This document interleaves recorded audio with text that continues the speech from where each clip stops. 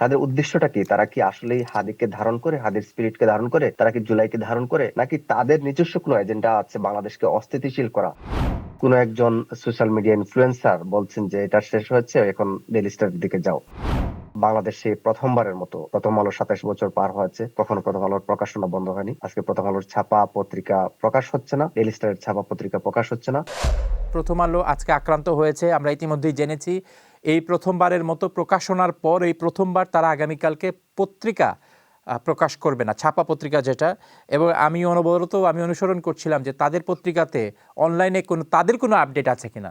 আমি অন্তত গত 2 ঘন্টার কথা বলতে পারি, সেখানে কোনো আপডেট নেই। আপনার কাছে কি আপডেট আছে? আমি আলোচনার শুরুতে আমি শোক জানাচ্ছি আমাদের বাংলাদেশের জুলাই অভ্যুত্থানের সামনের সারির অন্যতম নায়ক শরীফ ওসমান হাদী। তিনি আততায়ী গুলিতে আজকে সিঙ্গাপুরে চিকিৎসাধীন অবস্থায় নিহত হয়েছেন।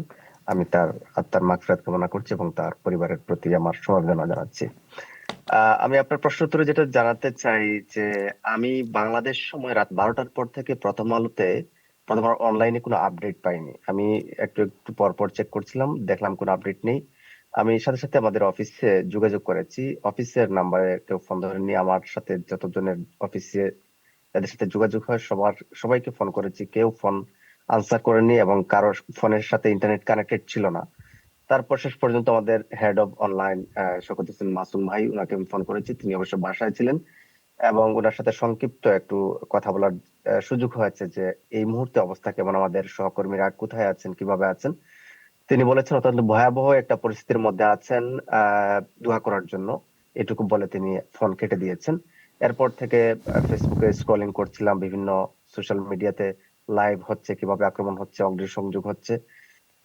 এটা শেষ হতে না হতেই দেখলাম ডেইলি স্টারের ভবনে আগুন দেওয়া হয়েছে এবং কোন একজন সোশ্যাল মিডিয়া ইনফ্লুয়েন্সার বলছেন যে এটা শেষ হয়েছে, এখন ডেইলি স্টারের দিকে যাও। তো সেই দিক নির্দেশনা অনুযায়ী ওইখানে যাওয়া হয়েছে এবং ওখানে এমন ভাবে অগ্নিসংযোগ করা হয়েছে, আপনারা সবাই দেখেছেন, বিশ্ববাসী দেখছে যে সেখানে আমাদের ডেইলি স্টারের সহকর্মীরা, সাংবাদিকরা যারা জুলাই অভ্যুত্থান সহ বিভিন্ন সময় সাহসী ভূমিকায় অবতীর্ণ হয়েছেন, সাংবাদিকতা করছেন, তারা আটকা পড়েছেন। জাইমা রহমান, খুব পরিচিত সুপরিচিত একজন অনুসন্ধানী সাংবাদিক, তিনি সোশ্যাল মিডিয়ায় স্ট্যাটাস দিয়েছেন যে তিনি ধোঁয়ায় শ্বাস নিতে পারছেন না, তাকে মেরে ফেলা হচ্ছে। এটা খুবই আতঙ্কের ছিল আমাদের জন্য। আমরা আরেকজন সাংবাদিকের আর্তনাদ দেখেছি, যিনি ডেইলি স্টার ভবনের ছাদে গিয়ে বলছেন যে সবাই আমাকে মাফ করে দিন, জানি না বাঁচবো কিনা। তো আল্লাহর শুকরিয়া যে আমরা এখন পর্যন্ত ওইরকম কোনো দুঃসংবাদ শুনতে পাইনি। আহত অবস্থায় এবং সেনাবাহিনী উদ্ধার তৎপরতা চালিয়েছে। সেখানে ফায়ার সার্ভিস গিয়ে আগুন নিভিয়েছে, রেস্কিউ করে সবাইকে সুস্থভাবে নিয়ে এসেছে। এখন পর্যন্ত এইটুকু আপডেট। এবং আপনি যেটা নিশ্চয়ই এতক্ষণে জানিয়েছেন আমাদের দর্শকদের যে বাংলাদেশে প্রথমবারের মতো প্রথম আলো 27 বছর পার হয়েছে, কখনো প্রথম আলোর প্রকাশনা বন্ধ হয়নি। আজকে প্রথম আলোর ছাপা পত্রিকা প্রকাশ হচ্ছে না, ডেইলি স্টারের ছাপা পত্রিকা প্রকাশ হচ্ছে না। এবং এ দুটি গণমাধ্যমের গত বাংলাদেশ সময় রাত 12টা থেকে যখন থেকেই অগ্নিসংযোগ করা হয়েছে, তখন থেকেই সব ধরনের অনলাইনে আপডেটও বন্ধ, অনলাইনে কোনো খবর এখন পর্যন্ত যায়নি। তো এই হচ্ছে এই মুহূর্তে সর্বশেষ আমাদের যে অফিসের অবস্থা। আর পাশাপাশি তো আরো বিভিন্ন জায়গায় হামলা হয়েছে, ছায়ানটে হয়েছে, 32 নম্বরে হামলা হয়েছে, চিটংয়ে ভারতীয় হাইকমিশনের ডেপুটি হাইকমিশনারের বাসায় হামলা হয়েছে।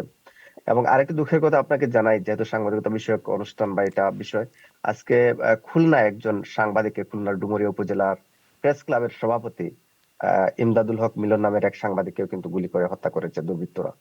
তো এটাও প্রতিদিন সাংবাদিকতার উপর, সাংবাদিকের উপর আঘাত আসছে। জুলাইয়ের চেতনা ছিল, জুলাইয়ের কথা ছিল, জুলাই আমরা সবাই যখন সমর্থন দিয়েছি, যে যার যার অবস্থান থেকে আন্দোলন চালিয়েছি, কিংবা আমরা আমাদের জায়গা থেকে কলম দিয়ে লেখালেখি করেছি, আমরা সবাই চেয়েছি জুলাইয়ের পর বাংলাদেশ হবে একটা স্থিতিশীল বাংলাদেশ, যেখানে মত প্রকাশের স্বাধীনতা থাকবে। বিগত দিনে যেভাবে মত প্রকাশের উপর ডিজিটাল সিকিউরিটি অ্যাক্ট কিংবা বিভিন্ন হামলা মামলার কারণে করা যায়নি, দমন প্রয়োগ করা হয়েছে, ভয় দেখানো হয়েছে, সেই পরিবেশ আর থাকবে না। সবাই আহ মন খুলে লিখবে, আহ, কেউ কথার প্রতিবাদ কথা দিয়ে করবে, কথার বিপরীতে কেউ লাঠি দিয়ে আঘাত করবে না, অগ্নিসংযোগ করবে না, কিংবা মেরে ফেলার হুমকি দিবে না। এটাই ছিল জুলাইয়ের কিন্তু অনুপ্রেরণা, জুলাইয়ের স্পিরিট এটাই। ইভেন এমনকি যে আজকে বাংলাদেশের যে এক নায়ক মারা গেলেন, শরীফ ওসমান হাদী, তিনি ইনকিলাব মঞ্চ নামে একটি কালচারাল মঞ্চ প্রতিষ্ঠা করেছেন, যেখান থেকে তিনি কালচারালি বাংলাদেশে যুদ্ধ করতে চেয়েছেন, কালচারালি বাংলাদেশের অন্যায় অবিচারের প্রতিবাদে, আধিপত্যবাদের প্রতিবাদে তিনি কাজ করতে চেয়েছেন।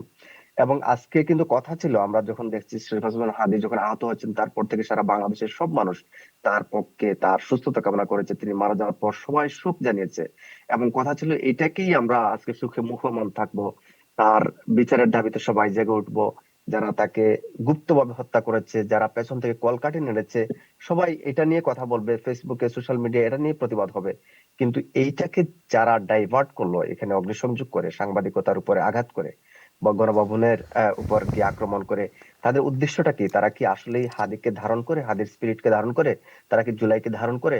তারা কি বাংলাদেশকে ধারণ করে? নাকি তাদের নিজস্ব কোনো এজেন্ডা আছে বাংলাদেশকে অস্থিতিশীল করা, বাংলাদেশের মানুষের আশা আকাঙ্ক্ষার সামনে বাংলাদেশের বহুল আকাঙ্ক্ষিত নির্বাচন, সেই নির্বাচনকে বানচাল করা, কিংবা বাংলাদেশে এমন একটা পরিবেশ তৈরি করা, যে পরিবেশ তৈরি করে তারা অন্য কারো বা অন্য কোনো গোষ্ঠীর কিংবা অন্য কোনো দেশের পারপাস সার্ভ করতে চায়?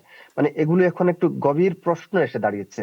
আসলে আমরা কোথায় যাচ্ছি, কি করছি, কার কথায় আমরা, মানে এখন তো দিন যাচ্ছে, ডিজিটালাইজ হয়েছে, মানুষের জানার শোনার অনেক সুযোগ তৈরি হয়েছে, মানুষ শিক্ষিত হয়েছে। তারপরেও কেন মানুষ শুধুমাত্র দুই চারটি মানুষের পেছনে পড়ে আছে, তাদের উস্কানিতে মানুষের, মানে এই আজকে এই অবস্থা, মানুষ কোনো কিছু যাচাই বাছাই করছে না, একজন একটা কিছু বলছে সে ঝাঁপিয়ে পড়ছে। এই পরিস্থিতিটা কেন? কেন আমরা আমরা যদি একজন দেশপ্রেমিক কখনো তার দেশের সম্পদের উপর আঘাত আনবে না, একজন দেশপ্রেমিক কখনো তার সম্পদ, দেশের কোনো অন্য কোনো মানুষের জানমালের উপর সে আঘাত করবে না, একজন দেশপ্রেমিক কখনো সে তার দেশের অমঙ্গল চাইবে না। আজকে যারা এই দেশপ্রেমের নামে তারা মুখে বলছে, কিন্তু যারা এই সমস্ত, গত আজকে না, শুধু এই যে আমাদের 5 আগস্টের পর থেকে দেশে দেশে যেভাবে মবক্রেসি তৈরি হয়েছে, এই কথা তো ছিল না। জুলাই আমাদেরকে বলেছিল আমরা আমাদের বৈষম্যের বিরুদ্ধে একটা সাম্যের বাংলাদেশ হবে, যেটা আমাদের 71-এর সাম্য, মানবিক মর্যাদা এবং সামাজিক ন্যায় বিচারের বাংলাদেশের স্পিরিটকে ধারণ করে। জুলাই এবং 71-এর মধ্যে কোনো বিরোধ নেই, দুটোই আন্দোলন বাংলাদেশের সংগ্রাম, মহান মুক্তিযুদ্ধ এবং জুলাইয়ের গণ অভ্যুত্থান, দুটোই বলেছে বাংলাদেশের গণতন্ত্র প্রতিষ্ঠা করতে হবে, দুটোই আমাদেরকে বলেছে মানুষের কথা বলার স্বাধীনতা নিশ্চিত করতে হবে, দুটোই আমাদের শিখিয়েছে মানুষের মধ্যে বৈষম্য দূর করে সাম্যতা, ন্যায় বিচার, আইনের শাসন এগুলি প্রতিষ্ঠিত করতে হবে। কিন্তু আমরা দেখছি একের পর এক 5 আগস্টের পর থেকে যেভাবে মব তৈরি হচ্ছে, প্রায় 150-র বেশি লোককে মব করে পিটিয়ে মেরে ফেলা হচ্ছে। জি। আজকেও বাংলাদেশের কোন একটি জেলায় একজন ধর্ম অবমাননার দায়ে তাকে পিটিয়ে মেরে তারপর তার লাশ পুড়িয়ে দেওয়া হয়েছে। 16ই ডিসেম্বর একজন মুক্তিযোদ্ধার কবরে আগুন দেওয়া হয়েছে। এর আগে আরেকজন কোন একজন পীর, হয়তো তার ভিন্ন কোনো ভ্রান্ত ধারণা থাকতে পারে, তার লাশকে কবর থেকে তুলে পুড়িয়ে দেওয়া হয়েছে। এই কি ধরনের একটা, আমরা এই এত ফাস্ট ওয়ার্ল্ডে বাস করছি, কিন্তু আমরা মনে হচ্ছে দিন দিন আমরা অন্ধকারের দিকে যাচ্ছি।